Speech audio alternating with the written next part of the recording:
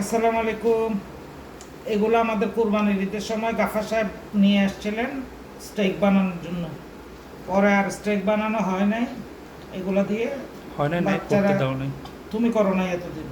বাচ্চারা কাচ্চি খেতে চেয়েছে, গাফার সাহেব কাচ্চি খেতে চান। আমি এরকম চাকা মাংস ছিল, ওগুলো অনেক বড় বড় 1 কেজি সাইজে কেটে এই সাইজ করে নিয়েছি। এটা কাচ্চি বিরিয়ানির জন্য।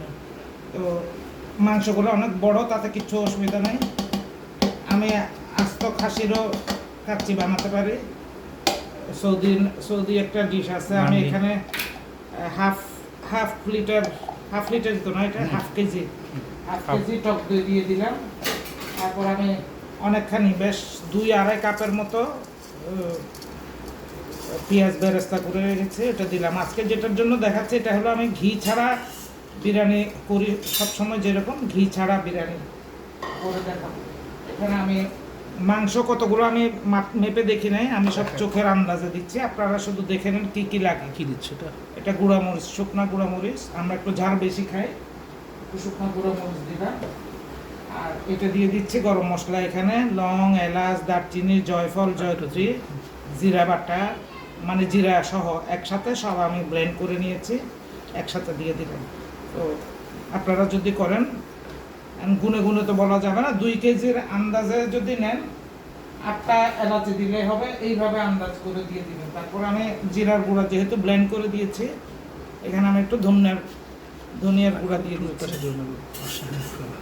ঠিক আছে, ধনিয়ার গুঁড়া দিয়ে দিলাম। আর একটু দিয়ে মাংস অনেকখানি, মাংস এখানে 5 কেজি। 5 কেজি না, এখানে 7-8 কেজি। আচ্ছা, ইয়েটা দেখো, লবণটা দেখো, লবণ দেখো। তাহলে 7 কেজি মাংসের সাথে চাল যাচ্ছে কত? 3 কেজি, চাল তো 3.5 কেজি। 3.5 কেজি না, চাল আচ্ছা 2 কেজি। এটা চাল কম বেশি হলেও কোনো অসুবিধা হয় না। এখানে আমি এই পরিমাণ লবণ দিয়ে দিলাম ম্যারিনেট করার জন্য। এটা আমি এখন মাংস যেহেতু সাইজ বড়, আমি ম্যারিনেট করবো অনেকক্ষণ। আমি আসরের আজান দিলে, এটা এখন জোহরের আজান দিয়েছে, তো আসরের আজান দিলে আমি বসাবো দিয়ে আদা রসুন দিই। আপনারা এতগুলো, যদি আপনার 2 কেজি মাংসের জন্য হয়, এরকম 2 টেবিল স্পুন আদা রসুন দিতে পারেন।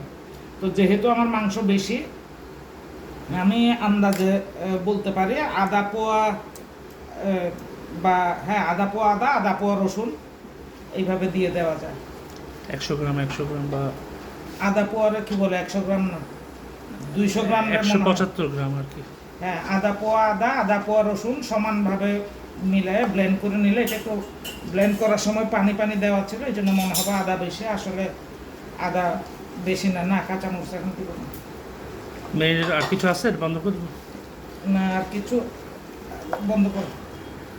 আমি এখানে 7-8 কেজি মাংসের জন্য এতটুক তেল আমি দিয়ে দিচ্ছি। এই তেলটা কিন্তু পেঁয়াজ ভাজার তেল, এখানে আমি আর কোনো ঘি দিব না। পেঁয়াজ ভাজার তেলটা এখানে দিয়ে এইভাবে ম্যারিনেট করে সব, আমাকে হাত দিয়ে মাখতে হচ্ছে, এটা চামচ দিয়ে বা কোনো কাঠি দিয়ে মাখা সম্ভব না। বড় বড় মাংস বেশি, প্রতিটা জায়গায় পয়েন্টে মশলা ঢুকতে হবে। হাত ধুয়ে নেবেন, হাত ধুয়ে এইভাবে সব মিশাই দেবেন। দই মনে হয় আর একটা লাগতো, আমি